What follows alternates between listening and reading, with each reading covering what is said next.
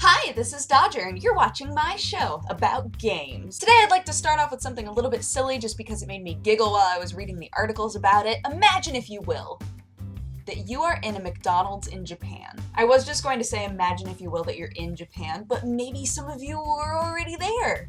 In which case, imagine you're at your local McDonald's. Now, something that you should know is that the service at a McDonald's in Japan is very well known for being supreme. The way that we know our McDonald's here, that does not pass in Japan. That would be like, you get fired for that. So as a really weird special promotion, they're doing what's called the 60-second service, which sounds as terrifying as it actually is. They basically turned working at McDonald's into a game where they said, all right, people who get these specific burgers, it's not with everything, but these specific burgers, if they order it, then they get a little timer and they flip it over, and if they don't get their food within 60 seconds, things go down. As in, your food is free, and if you get it in 60 seconds, you get a free coffee. So no matter what, the person who is ordering the food gets a pretty good deal.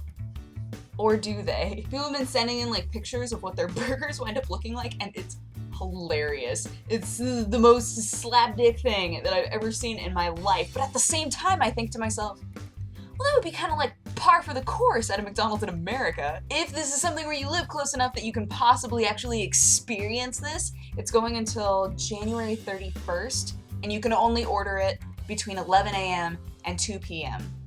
But judging by the way that some of these burgers are looking, maybe you want to go to a Japanese Burger King and get a Kuro burger instead. Those are like the Squid Ink burgers, the burgers that are like entirely black.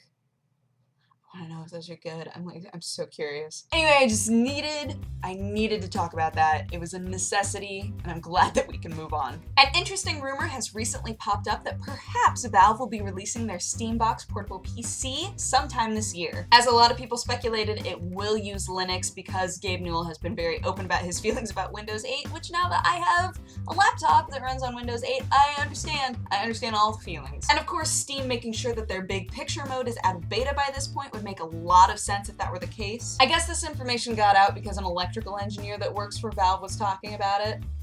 But he was actually there to show off his X-ray machine, guys, so don't be fooled. And you know, it's great because it's the beginning of the year, so there's so many different events that are coming up where they could announce something like that.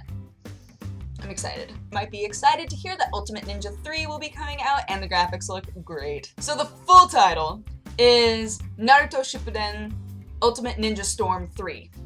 And those games are fantastic. I really enjoyed them. If you've played any of the, what are those DBZ games? The Dragon Ball Z Budokai games. Those games are fantastic. And the Naruto games, for the most part, have been very similar in terms of the mechanics and the way that you fight. This is a fighting game, by the way. I never said that. Whoops. Here's the thing. If you watch the trailer, you're like, this is so intense. Like, the music and how much of the story they're trying to, like, put into it, you're just like, oh, there are apparently a lot of feelings happening in this game. What I think is really cool is it's going to incorporate all of the Jinchuriki, and it's also going to include all of the 7 swordsmen. So you get all of these different characters. I really like the possibility, and I don't know if this has happened because I haven't played one of these games in a while, I'll admit. I really like the possibility of playing another cursed person that isn't just Gaara or Naruto. Sasuke, I guess he counts. He's just messed up. He doesn't know who he is anymore, guys. Anyway, I'm excited for it. It's different from the other Naruto fighting games that I've played so far, so it should be pretty fun. Oh, and it doesn't matter what region you're in, you get a Goku outfit for Naruto.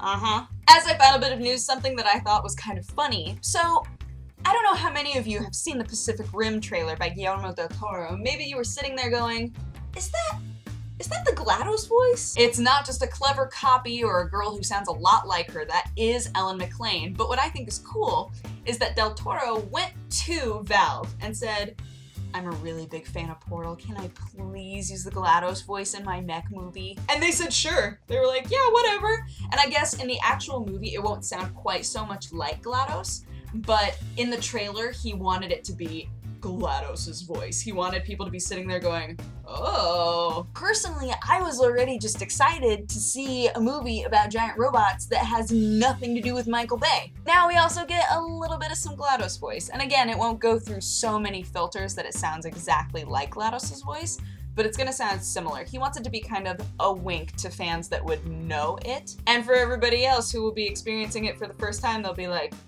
that voice is really cool. Anywho, that is my show. Thank you so much for watching. If you have a positive or a negative response, feel free to leave it in my comment section. And if you want to have coffee with me, you can click wherever I put the annotation and it'll take you to my other channel.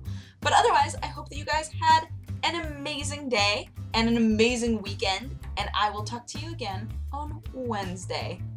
Bye-bye. Mwah. I want to know if those are good. I'm so curious.